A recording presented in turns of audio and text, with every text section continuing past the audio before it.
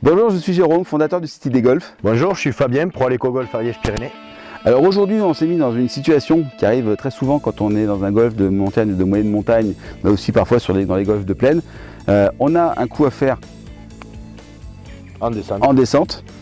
Voilà, et on est en train de se demander qu'est-ce qu'on a besoin de faire comme adaptation au niveau du swing, enfin de la position du swing, pour réussir sa balle, parce que c'est vrai qu'on a tendance, quand on est en descente comme ça, à faire des tops, nous les amateurs très souvent, des tops ou des grattes.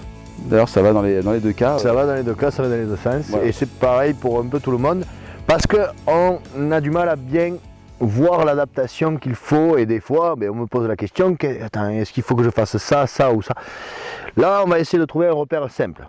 Juste avant, je voulais vous dire qu'on publie des vidéos très régulièrement avec Fabien, et si vous voulez recevoir des notifications sur votre portable, sur votre chaîne YouTube ou dans votre boîte email, eh bien vous devez absolument vous abonner en cliquant sur le bouton s'abonner et surtout activer la cloche. C'est ce qui permet à YouTube de savoir que vous souhaitez recevoir des notifications. On va partir sur toujours notre histoire de balancier. Donc c'est-à-dire que on est toujours sur le fait que le club balance de l'arrière vers l'avant, en essayant que le point bas de ce balancier soit au même moment que la rencontre avec la balle. Ce qu'il faut se rendre compte, c'est que le point bas du balancier, il est toujours à la verticale du sternum. D'accord? Sauf que, et ça va être l'élément fondamental pour un coup en pente, que l'on soit en descente, parce qu'on verra après tout à l'heure en montée. On verra, ça sera complètement la même histoire. Ce qu'il faut se dire, c'est que notre sternum et notre colonne vertébrale, donc c'est-à-dire l'axe sternum-nombril ou la colonne vertébrale, doit toujours être perpendiculaire au sol. Voilà ce qu'on va chercher à avoir, c'est-à-dire la colonne vertébrale perpendiculaire au sol. Donc si je suis en descente, une colonne vertébrale tournée vers l'avant. Si je suis en montée, comme on verra tout à l'heure, une colonne vertébrale tournée vers l'arrière. Donc ici, nous, on est en descente. Donc ce que je vais visualiser, c'est que je vais me mettre dans cette position-là, le club au niveau du sternum, et là je vois bien que je ne crée pas un angle droit. Donc je vais déplacer le haut du corps pour créer un angle droit. Ça y est, souvent on vous dit il faut que le corps soit parallèle à la pente. Alors nous on va partir de la position du sternum parce que une fois qu'on a bien placé le sternum, là où pointe mon club, vous voyez il pointe plutôt vers l'arrière. Ça va être tout simplement là où doit être positionné mon club et ma balle. Donc c'est-à-dire que je suis ici, je me mets perpendiculaire, très bien, donc automatiquement vu que j'incline un petit peu plus vers l'avant, un petit peu plus du poids du corps sur la jambe qui est en aval, donc ici, moi qui suis droitier, ma jambe gauche, et l'endroit où pointe le club, c'est l'endroit où doit se situer ma balle. Donc voilà comment je vais me situer. Une fois que je suis là, il faut visualiser tout simplement le balancier et le club qui suit la pente. L'erreur que je vois souvent, c'est que dès qu'on est dans un coup à descente, on essaye de lever de suite la balle et donc on se retrouve là et donc on ne suit plus du tout l'inclinaison du sol. Non, nous on veut suivre l'inclinaison du sol. Alors attention, quelques petits détails quand même. Vu que je vais incliner mon corps vers l'avant et que donc mon club va aussi légèrement être incliné vers l'avant, avec une balle qui va être plus derrière. Là par exemple j'ai un fer neuf, que va-t-il se passer? C'est que mon fer neuf va se fermer. Donc qui dit un club plus fermé dit donc normalement une balle qui va aller plus loin. Donc anticipation, c'est que quand je vais avoir un coup, eh bien, en fonction de la pente, je vais prendre un, voire même, si la pente est très importante, 2 clubs de moins que celui que je jouerai habituellement. Puisque la balle va partir plus basse, malgré le fait qu'on ait pris peut-être un club ouvert. Donc, si vous regardez, je remets ma colonne vertébrale ici, et on voit que naturellement, mon club se ferme. Ça, c'est le premier point. Je reste sur mon balancier. Deuxième point, c'est que ce balancier, donc naturellement grâce à la pente, va être beaucoup plus vertical. Le club va venir de plus haut. Et quand un club vient de plus haut, naturellement, ça crée logiquement un effet vers la droite.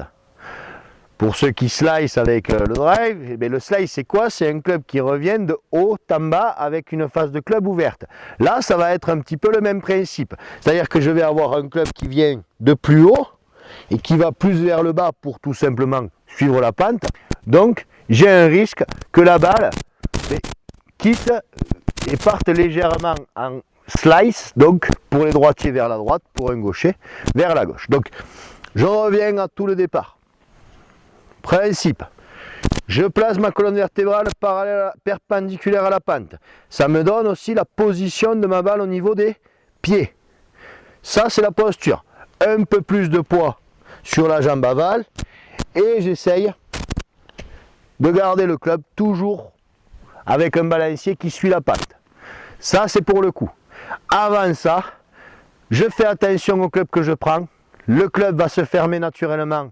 Donc je prends un club plus ouvert et je vise légèrement un petit peu plus vers la gauche pour les droitiers, vers la droite, puisque la balle va prendre un effet de slice. Donc je suis ici, je me mets perpendiculaire, je vois donc tout simplement le club qui pointe un peu plus vers l'arrière, c'est la position de ma balle, un peu plus de poids devant et je visualise le club qui reste plus bas. Je fais le swing.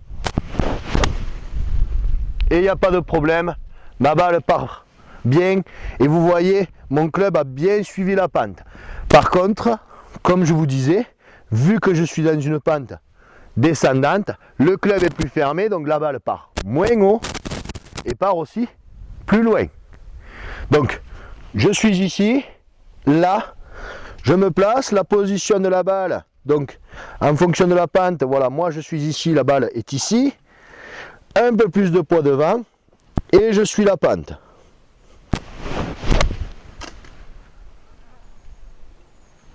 La balle part plus basse et comme je disais, elle a un léger effet vers la droite pour moi puisque le club revient plus en descendant que logiquement si j'étais à plat. Donc maintenant on va essayer de mettre la même chose en place pour un coup en montée, qui est tout simplement l'opposé et on verra aussi les spécificités à prévoir pour un coup en montée. Donc on a vu les coups en descente, maintenant on va essayer de mettre la même chose en place en montée. Donc toujours pareil, la colonne vertébrale parallèle à la pente, perpendiculaire à la pente, pardon, le corps donc parallèle. Là je vois bien que mon club pointe plus vers devant, donc ma balle va se retrouver tout simplement plus autour de mon pied avant. Comme tout à l'heure, là dans une pente, le poids se retrouve sur la jambe, toujours pareil en aval, donc ici c'est ma jambe arrière, et non plus ma jambe avant comme à la descente. Et donc voilà, j'ai ce placement ici, et toujours pareil, j'essaye de suivre la pente avec mon balancier pour garder le même contact. Et ici, là, et donc on voit bien le club qui redescend bien comme il faut au bon endroit, parce que je respecte tout simplement toujours pareil mon balancier, que je sois en montée ou en descente. Donc, et ce qu'il faut bien comprendre, c'est voilà, cette adaptation de la colonne vertébrale qui nous permet de visualiser où est-ce que et où doit se situer ma balle au niveau des pieds. Et ensuite, toujours pareil, un petit peu de poids sur la jambe aval. Maintenant, que va provoquer le fait d'être plutôt dans un lie en montée? Mais tout à l'heure, on a vu que le club allait se fermer. Là, bien sûr, ça va être l'opposé. Le club va se pencher vers l'arrière, donc la face va s'ouvrir. Donc automatiquement, je vais avoir un club plus ouvert, donc il va faire moins de distance. Donc je vais devoir augmenter, soit de 1, soit de 2, toujours pareil, en fonction de la pente. Ici, la pente est pas très importante, donc un seul club suffit. Donc, augmenter d'un club. Deuxième chose, c'est que comme je vais être légèrement plus derrière, il y a un risque, c'est que la face de club se ferme légèrement. Donc, j'ai un risque que ma balle parte légèrement vers la gauche. Comme tout à l'heure, on a dit que le club qui descend, on va avoir une face de club peut-être un petit peu plus ouverte, donc une balle qui va partir vers la droite. Ici, pour moi, droitier, ma balle va partir un petit peu plus vers la gauche, dû au fait que donc ma balle est un petit peu plus devant, mais j'ai besoin de ça, et que ça va se fermer. Donc, je vise un petit peu plus à droite, je place bien ma colonne vertébrale, je place bien ma balle, le poids un peu plus sur ma jambe aval, et je visualise bien toujours pareil, le fait que le club et le balancier suivent la pente. Je suis ici et je joue. Alors bien sûr, on va avoir tendance à rester un petit peu plus sur la jambe aval. Par contre aussi, attention à un petit truc, toujours pareil dans la pente, essayez d'éviter de beaucoup bouger le bas du corps parce que sinon vous allez vous être déstabilisé. Donc il faut rester surtout bien comme il faut sur ses appuis. Je suis ici, je suis la pente, je vise un petit peu plus à droite pour moi droitier et c'est parti. Et là on voit bien le club, la balle bien sûr monte beaucoup plus, va moins loin, mais j'ai un club qui suit bien la pente et à ce moment là j'ai un bon contact et je vais avoir de la précision. Donc c'est une simple adaptation de notre mouvement de balancier que l'on voit dans notre formation à tout simplement la position de la balle. Ce qu'il faut se dire, c'est que le balancier, son point bas est à la verticale et que cette verticale qui est ici, qui est là, ce sternum nombril, doit toujours être perpendiculaire au sol et à partir de là on arrive facilement à trouver le placement, qu'on soit en montée ou en descente. Et donc après faites attention, donc toujours pareil à l'influence que ça va avoir sur la trajectoire, face plus fermée, face plus ouverte, mais aussi peut-être face orientée à droite ou face orientée à gauche, et là après vous êtes tranquille sur le terrain. Alors, la formation dont tu parles, c'est la formation à contact de pro du putter au driver. Et l'idée que tu as eue dans cette formation, et qui a vraiment été quelque chose qui, en tout cas, m'a fait comprendre énormément de choses que je n'avais pas à comprendre autour du swing. Alors je comprenais le comment, mais je ne comprenais pas le pourquoi. Et c'est vrai que l'avantage de cette notion de balancier et en partant du geste du putting en allant jusqu'au driver, eh bien en fait, on comprend mieux des questions par exemple comme pourquoi est-ce qu'il faut rester bien connecté au moment de l'impact. Parce que finalement la connexion, c'est ce qui aussi oblige ce fameux balancier. Qu'est-ce qu'on fait avec les mains? Pourquoi est-ce qu'on met ce coup d'épaule? Justement parce qu'on se déconnecte et on se reconnecte à travers justement ces problématiques de balancier, etc. Enfin bref, ça apporte vraiment beaucoup de réponses, mais je trouve extrêmement simples sur des problèmes dont on sait qu'ils existent, dont on sait qu'il ne faut pas y aller, mais on ne sait pas pourquoi. Et comme on ne sait pas pourquoi, on ne comprend pas comment. Et voilà. Le but était de cette formation de mutualiser en fait tous les secteurs du jeu autour du swing et autour des fondements du swing. Et donc après réflexion, et même après avoir analysé beaucoup de joueurs, que ce soit des débutants et ainsi de suite, on se rend compte que, au final, le balancier qu'on peut faire au putting, c'est la base de tout coup au golf. Et qu'après, il faut comprendre ce qui va se passer en augmentant sur les approches, sur des plus longs gestes, jusqu'au driving. Qu'est-ce qui va se passer pour arriver à associer ce balancier en fonction du secteur de jeu et non pas se dire il y a le drive, il faut que je fasse ça, les fers, il faut que je fasse ça, le putt, il faut que je fasse ça. Et là on se perd un petit peu dans toute cette technique alors que là on part sur un seul élément commun à tout ça et qu'on essaye après d'augmenter tout simplement pour arriver jusqu'au swing et pour après arriver jusqu'au drive et donc d'essayer de non pas sectariser le geste et au contraire de faire plutôt un ensemble global. Qui fait qu'à partir du moment où on travaille son putting, et en même temps on travaille son drive, puisqu'on arrive à emmener tout ça d'un moment à l'autre, et donc forcément c'est plus facile d'accès, j'ai envie de dire, à quelqu'un qui voudrait progresser en dehors des cours, parce que voilà, c'est aussi ça l'objectif de la formation. Étape par étape, on arrive à mutualiser ce qu'on fait au putting jusqu'au drive, étape par étape, grâce aux bons ingrédients tout simplement qu'il y a dans cette formation, pour augmenter correctement et aussi naturellement, on dira, l'amplitude du mouvement.